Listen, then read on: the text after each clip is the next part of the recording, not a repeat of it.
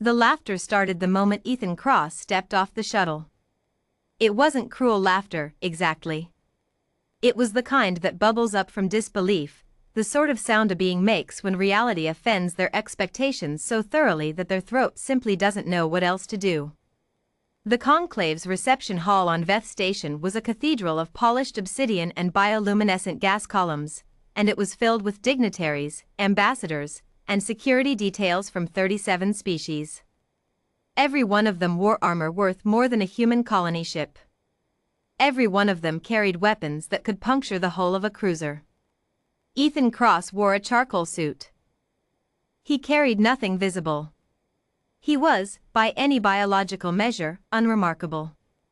182 centimeters. 79 kilograms.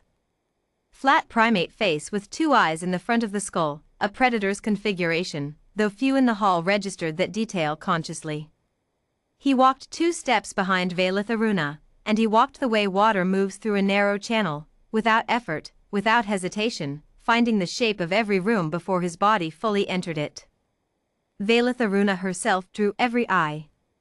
She was Velshori, tall and blue-silver, with 4 articulated arms folded in the formal diplomatic configuration and eyes that caught light like cut sapphires.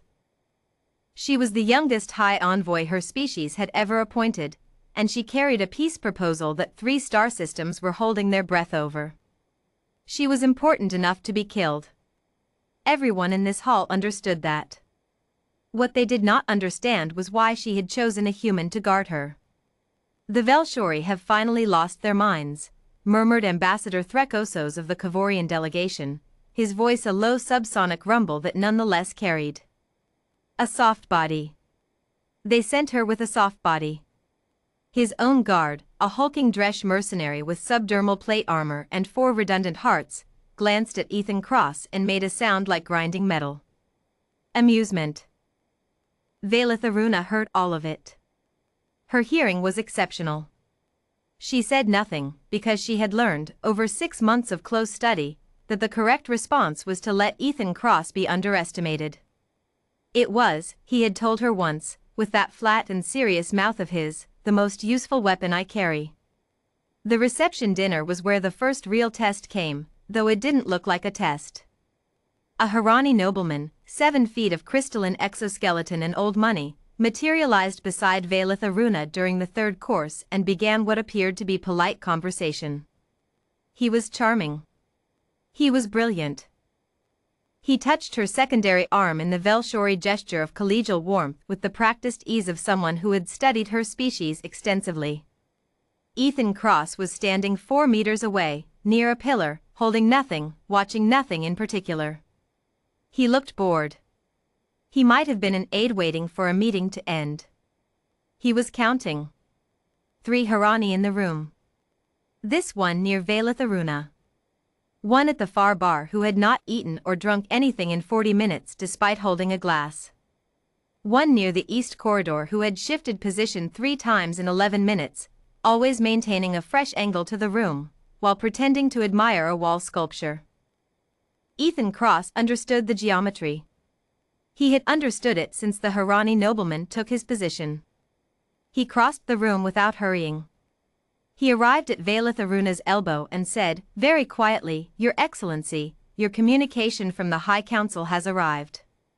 They've requested an immediate response. It was a lie.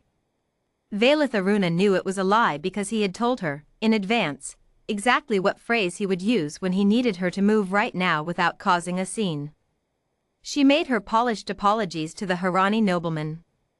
She let Ethan Cross guide her, gently, toward the north reception room. The Harani at the bar set down his untouched glass. The Harani at the wall sculpture turned. Ethan Cross had already calculated this. The north reception room had 2 doors and a window. He did not take her toward the north reception room. He curved left, toward the kitchen service corridor, and palmed a door that was not supposed to be accessible to guests. It opened for him anyway. He had spent 40 minutes before the reception dinner studying the station's service architecture. 3 hours later, when Conclave security swept the hall following an anonymous tip, they found the three Harani in custody on the station's lower level with professional precision and minimum fuss, having been walked into a containment situation so perfectly engineered that none of them had fired a single weapon. The anonymous tip, it emerged, had been filed 11 minutes before anyone else in the building knew there was a threat. The Harani nobleman who had touched Valith Aruna's arm was found to be carrying a contact toxin calibrated precisely to Velshori biochemistry. Delivery had required sustained skin contact lasting approximately 4 minutes. He had managed 2 minutes and 40 seconds before Ethan Cross extracted her. The mocking stopped after that. Mostly.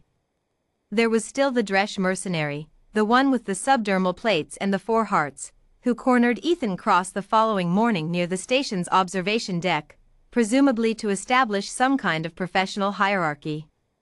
He was genuinely enormous. He was also, Valith Aruna noted from a discreet distance, utterly confident.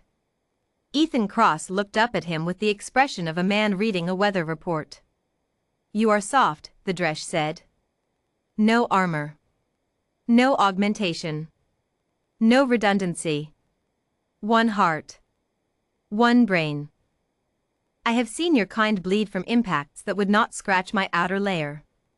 "That's accurate," Ethan Cross said. "You are a liability to your principal." "Also possible." Ethan Cross tilted his head slightly. It was the first gesture he had made. "Are we done?" The Dresh stared at him. There was something unsettling, Valith Aruna had come to understand, about a human who would not perform. Every other species in a dominance interaction, even very calm ones, showed something. Pupil dilation. Color change. Postural escalation. Chemical signals. Humans had tells too, she had learned, but Ethan Cross had spent so long mastering his own nervous system that reading him was like reading a wall. The Dresh left. Valith Aruna approached Ethan Cross afterward and asked, because she had been wondering for 6 months, "What are you, exactly? As a professional category. What do humans call what you do?" He considered the question with the same attention he gave everything. "Protective intelligence," he said. "The weapon part is a last resort. Mostly I do geometry. Geometry. Space. Time. Who stands where? Who looks at what for how long? Who's in a room that shouldn't be? Who leaves before the thing happens?" He paused.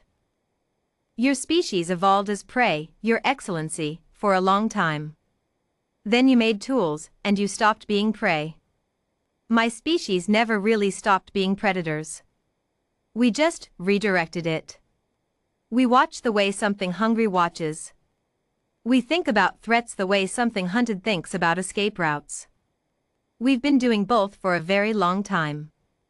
Another pause. "The suit helps, though." Nobody looks at the suit. The peace proposal was signed 14 days later.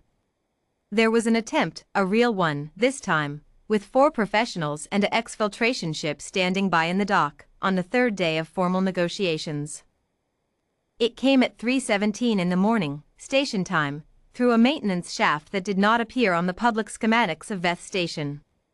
Ethan Cross was already in the corridor outside that shaft when they came through it. None of the 4 professionals reached the door to Valith Aruna's quarters. 2 were restrained. 2 fled back through the shaft, a detail that was, in its own way, more remarkable than if he had stopped all 4. Because professional assassins do not flee from a single soft body with no visible armor and no visible weapons, not unless something about that soft body has, in the space of a few seconds of direct contact in a dark corridor, communicated something so fundamental about the nature of danger that the calculation simply collapses. When Valith Aruna reviewed the security footage the next morning, she watched it 3 times. On the 3rd viewing she noticed what the assassins had seen, not speed, exactly, though he was very fast. Not strength, though he was precisely as strong as necessary. It was the anticipation. He was never where they reached. He was always where they were going to be. She found Ethan Cross in the corridor afterward, adjusting his cuffs. "Are you injured?" she asked. "No, Your Excellency." She looked at him for a long moment. The piece of 3-star systems was now, mathematically, more likely to hold than it had been yesterday. That was because of the soft creature standing in front of her, fixing his cuffs in a dim corridor, who had decided that a maintenance shaft off a secondary schematic was worth sleeping beside. "Everyone mocked you," she said. "I know," said Ethan Cross. He smoothed his lapel. "That's why it works. Humanity's greatest weapon was never the ones who looked dangerous. It was always the ones who made you forget to be afraid, right up until you remembered why you should have been."